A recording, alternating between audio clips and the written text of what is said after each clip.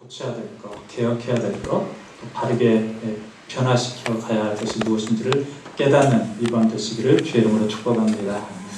오늘 본문을 보시면 이제 여호사밧이 개혁을 또 시도하게 되는데 그 개혁의 핵심은 사법개혁이었습니다. 그래서 오늘 5절부터 7절의 말씀 보면 신명기 16장 18절에서부터 20절까지의 말씀과 매우 비슷함을 알 수 있습니다. 우리 같이 한번 읽어볼까요? 신명기 16장 18절부터 20절 시작. 내 하나님 여호와께서 내게 주시는 각 성에서 내 지파를 따라 재판하는 자들과 지도자들 둘 것이요 그들은 공의로 백성을 재판할 것이니라. 너는 재판을 굳게 하지 말며 사람을 뇌물로 보지 말며 또 뇌물을 받지 말라. 뇌물은 지혜자의 눈을 어둡게 하고 의인의 말을 굳게 하느니라. 너는 마땅히 공의만을 따르라. 그리하면 내가 살겠고 내 하나님 여호와께서 내게 주시는 땅을 차지하리라. 아멘. 여러분 어떠신가요? 우리가 좀 전에 읽었던 이 19장 5절부터 7절 말씀과 그리고 방금 읽었던 신명기 16장 18절부터 20절 말씀 좀 비슷해 보이십니까? 왜 이 여호사밧의 이 개혁의 내용이 신명기 말씀과 비슷할까요? 그것은 여호사밧이 전에 조상들이 지켜왔던 하나님의 말씀대로 다시 사법 제도를 개혁했음을 보여주고 있는 것이었습니다. 뿐만 아니라 그가 단행했던 이 사법 개혁에 또 하나가 있었는데 다윗 왕 때에 제대로 확립했던 레위인의 재판 제도가 다시 부활함을 볼 수 있습니다. 그래서 오늘 말씀 8절에 보시면 이런 말씀이 나오죠. 8절 같이 한번 읽어볼까요? 시작. 여호사밧이 또 예루살렘에서 레위 사람들과 제사장들과 이스라엘 족장들 중에서 사람을 세워 여호와께 속한 일과 예루살렘 주민의 모든 송사를 재판하게 하고. 지금 여호사밧이 다시 이 사법제도를 개혁하면서 이제 누구를 다시 세우기 시작합니까? 레위인을 세우기 시작합니다. 레위인은 어떤 사람입니까? 그래도 하나님께서 가장 거룩하다고 여겼던 지파 아닙니까? 이런 레위인의 사람들을 다시 세워서 모든 송사들을 재판케 하였다는 거죠. 그런데 이 역시도 다윗이 그가 왕이 되고 나서 확립했던 재판의 모습입니다. 그래서 역대상 23장 4절과 26장 29절부터 32절에도 똑같은 말씀이 나옵니다. 이것은 곧 여호사밧이 하려고 했던 이 사법개혁은 다시 다윗의 길로 돌아가기 위함이었고 더 나아가서는 하나님의 말씀 율법대로 지키고자 했던 개혁의 내용이었다는 것이죠. 이처럼 여호사밧은 할 수만 있는 대로 모든 제도를 다시 하나님의 법대로 하나님의 뜻대로 돌이키고자 노력했음을 알게 됩니다. 그래서 여러분 우리가 맨 처음 19장 4절을 읽을 때 어떤 단어가 맨 처음에 나오는지 아세요? 원어로 볼 때 다시라는 부사가 맨 처음에 나옵니다. 우리 한글 성경에서는 다시가 조금 뒤에 나오죠. 여호사밧이 예루살렘에 살더니 다시 나가서 이렇게 나오는데 원어 성경에서는 다시가 먼저 나와요. 그래서 다시 여호사밧이 모든 그 사법의 제도를 개혁했더라라고 시작한다는 것입니다. 자, 그렇다면 왜 여호사밧은 갑자기 이런 사법제도 개혁을 실시했던 것일까요? 이유는 18장에 보면 여호사밧이 큰 위기를 당하게 됩니다. 그리고 그 위기는 본인이 잘못해서 자초한 위기였죠. 자, 18장에 보니까 하나님께서 보내신 미가야 선지자의 말을 여호사밧이 듣습니까? 안 듣습니까? 안 들어요. 그리고는 북이스라엘 왕과 손을 잡고서 길랏 라못을 치러 가는 거예요. 하나님께서는 치러 가면 반드시 질 것이다라고 했는데도 이 북이스라엘 왕이 너무나도 자신만만하니까 함께 그냥 손을 잡고 길랏 라못을 치러 간 것입니다. 그러다가 결국 그 길랏 라못에서 거기 있는 아람 병사들에 의해서 죽을 뻔한 상황을 맞이하게 되죠. 그런데 바로 그때 여호사밧이 크게 소리를 지르면서 하나님의 도우심으로 말미암아서 그 위기 가운데 빠져나오게 됩니다. 자, 31절 같이 한번 읽어볼래요? 시작. 병거의 지휘관들이 여호사밧을 보고 이르되 이가 이스라엘 왕이라 하고 돌아서서 그와 싸우려 한즉 여호사밧이 소리를 지르매 여호와께서 그를 도우시며 하나님이 그들을 감동시키사 그를 떠나가게 하신지라. 지금 완전히 그 여호사밧이 그 아람의 그 병거들에게 이렇게 완전히 둘러싸인 상태예요. 그래서 이제는 완전히 거의 죽을 위기에 놓여 있었죠. 그런데 그때 여호사밧이 어떤 행동을 합니까? 소리를 지른 거예요. 여호사밧이 소리를 질렀는데 결과가 어떻게 됐어요? 하나님께서 그 소리를 듣고 도우셨다는 거예요. 아멘. 그리고는 하나님께서 그곳에 있는 모든 병사들을 감동시키셔가지고, 여기서 감동시켰다는 말은 어떻게 하나님께서 하셨는지 모르겠지만 아무튼 그들을 다 물러가게 하셨다라고 말씀하고 있다는 거죠. 결국 이 말은 무엇입니까? 여호사밧이 어떻게 살아날 수 있었습니까? 하나님의 도우심으로. 아멘. 하나님께서 도우심으로 말미암아 그가 기적과 같이 살아났던 것을 그는 경험했던 것입니다. 그리고 나서는 이제 다시 궁으로 돌아가서 왕자에 앉아가지고 곰곰이 생각했던 거죠. 내가 하나님의 말씀을 듣지 아니하고 잠깐 눈이 멀어가지고 다른 사람과 손을 잡고 내가 큰 잘못을 저지를 거구나. 이제 다시는 내가 하나님의 말씀을 어기는 일을 하지 않겠다. 그러면서 또 생각한 것이 뿐만 아니라 나는 이제는 모든 것을 다 하나님의 법대로, 하나님의 뜻대로 다시 다 되돌리겠노라 라고 결단하지 않았을까요? 그래서 그는 다시 역대하 17장 3절에 기록된 것처럼 다시 다윗의 처음의 길로 돌아섰다라고 나와 있습니다. 자, 17장 3절 같이 한번 읽어보겠습니다. 여호와께서 여호사밧과 함께 하셨으니 이는 그가 그의 조상 다윗의 처음 길로 행하여 바알들에게 구하지 아니하고. 아멘. 이처럼 여호사밧은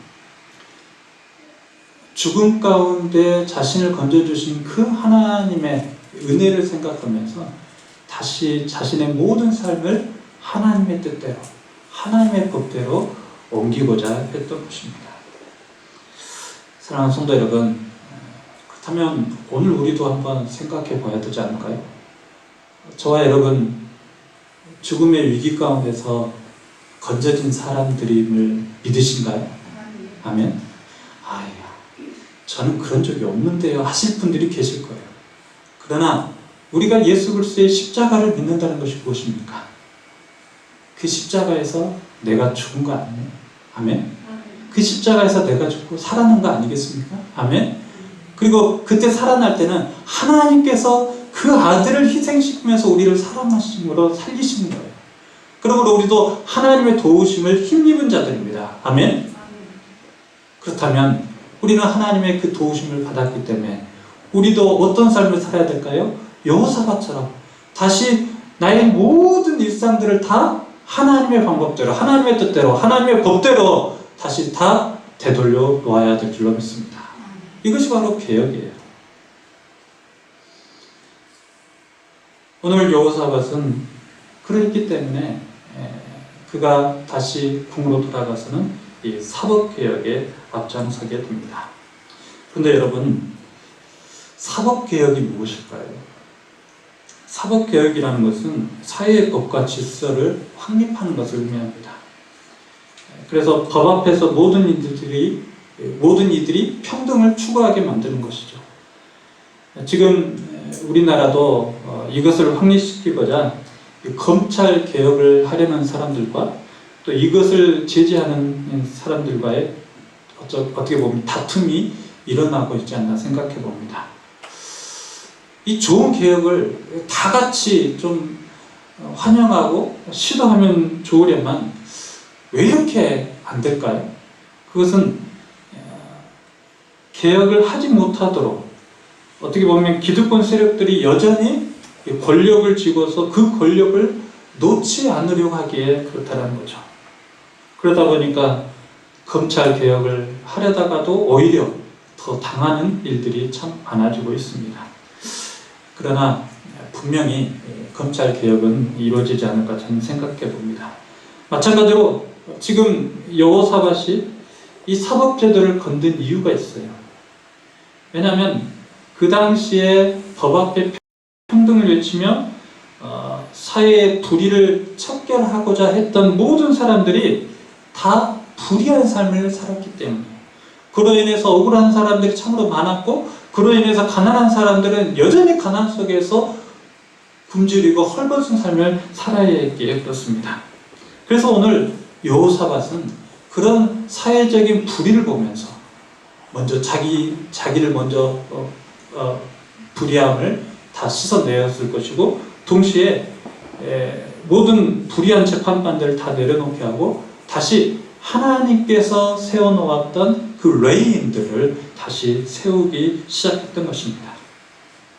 그러면서 여호사밧은 과감하게 개혁해야 될 것을 개혁해 가기 시작하는데요. 먼저 그가 개혁한 것이 무엇이었는가? 우상숭배.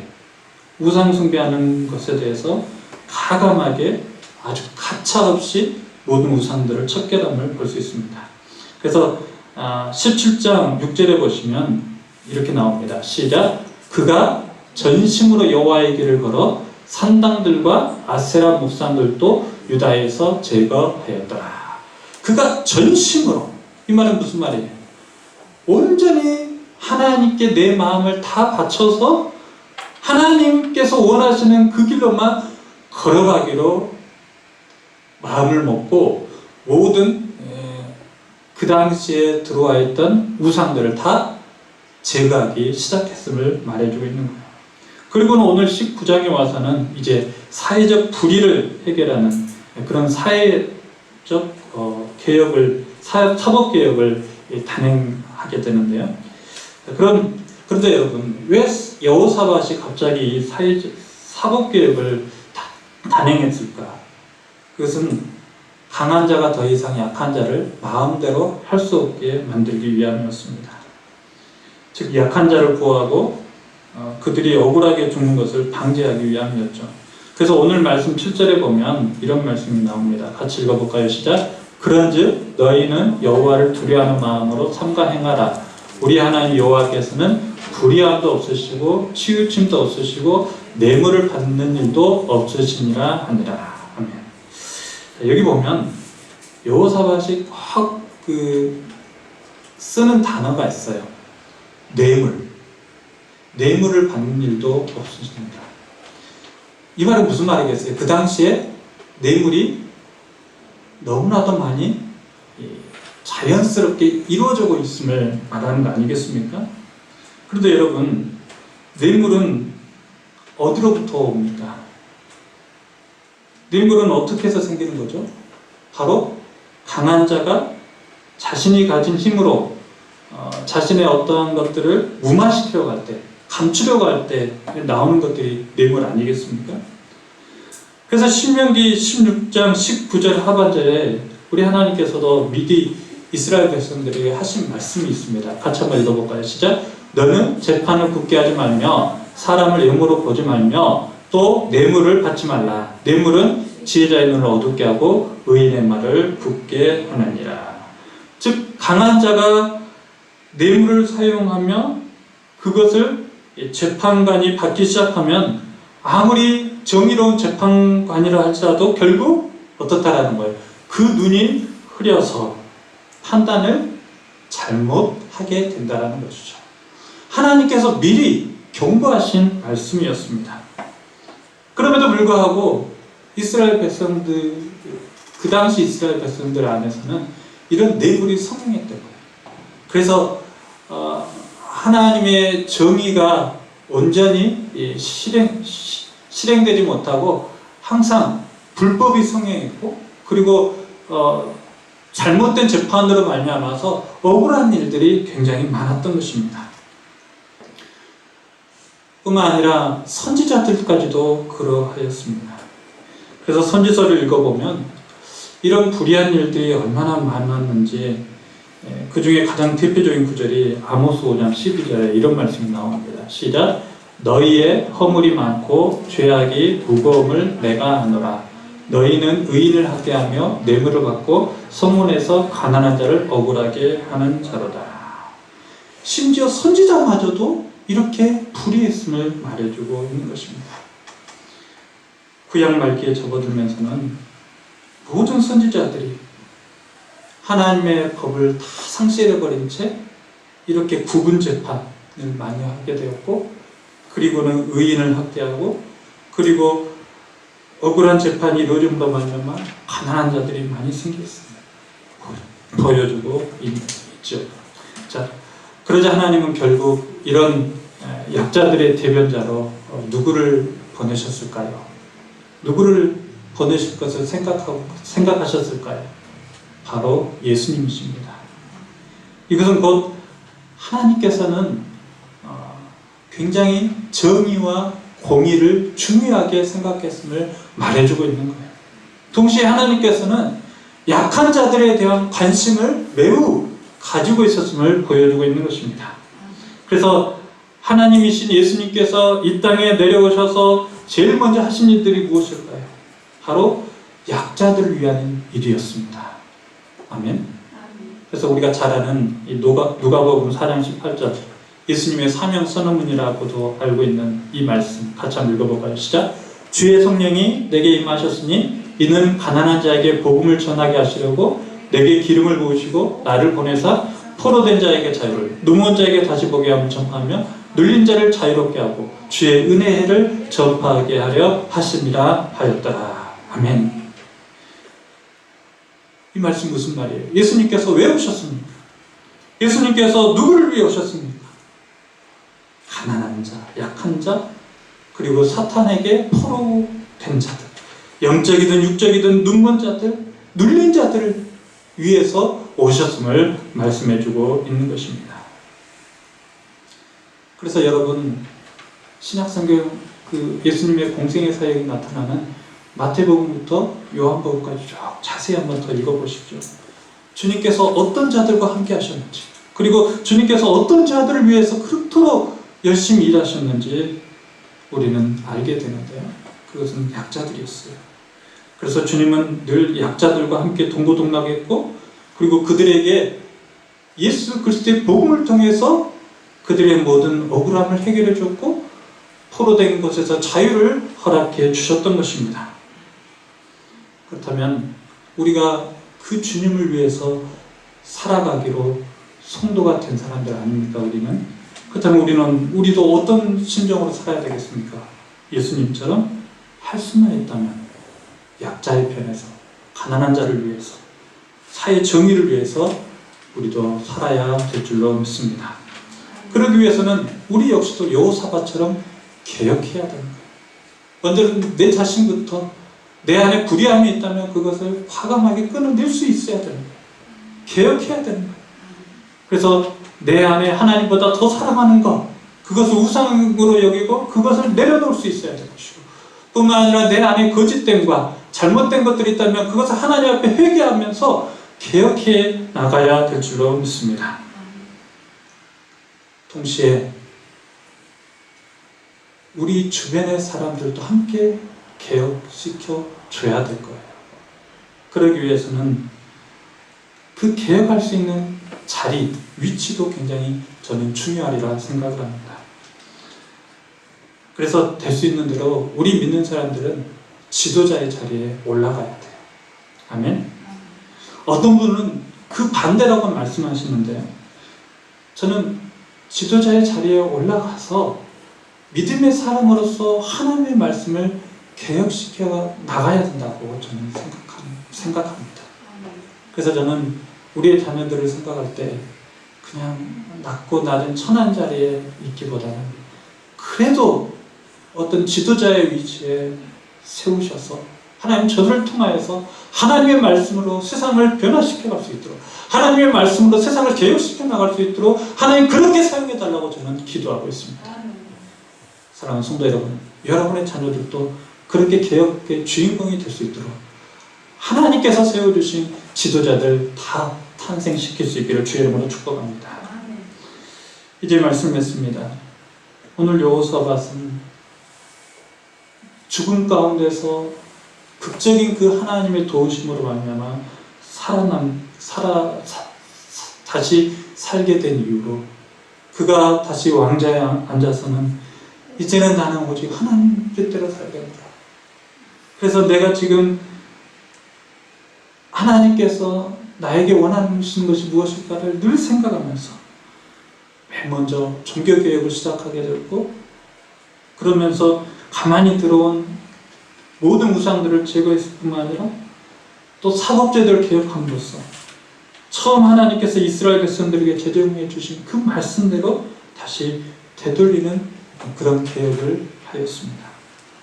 그래서 누구든지 선한 제도 앞에서 선하신 하나님을 생각하게 만들어 주었죠. 자, 그렇다면 오늘 우리들도 여호사밧처럼 지금 내가 당장 할 수 있는 일부터 개혁하실 수 있기를 바랍니다. 먼저는 내 안에 들어온 나도 모르게 하나님보다 사랑하고 있는 것들이 있다면 그것을 개혁하십시오. 내려놓을 것이 있다면 내려놓으십시오. 그리고 뿐만 아니라 우리 주변의 약자들, 억울한 자들, 또 사탄의 포로된 자들을 생각하면서 어떻게 하면 저들을 위해서 하나님의 말씀으로 위로를 주고 용기를 주고 희망을 줄 것인가를 생각하면서 그런 개혁도 하실 수 있기를 바랍니다. 하나님은 지금도 우리를 통해서 하나님께서 원하시는 그 나라를 만들어 가기를 원하십니다. 왜냐하면 그 하나님의 나라는 하나님 보시기에 매우 좋은 나라여야만 하기에 그렇습니다. 그리고 그 나라는 하나님의 법이 살아있는 나라이죠. 그렇기 때문에 그 나라는 하나님의 법이 살아있기 때문에 누구나 살기 좋은 나라인 줄로 믿습니다. 그렇다면 그 나라는 천국이 아니겠습니까? 이사야 선지자가 외쳤던 그 말씀처럼 사자들이 어린 양과 뛰놀고 독사들이 어린아이의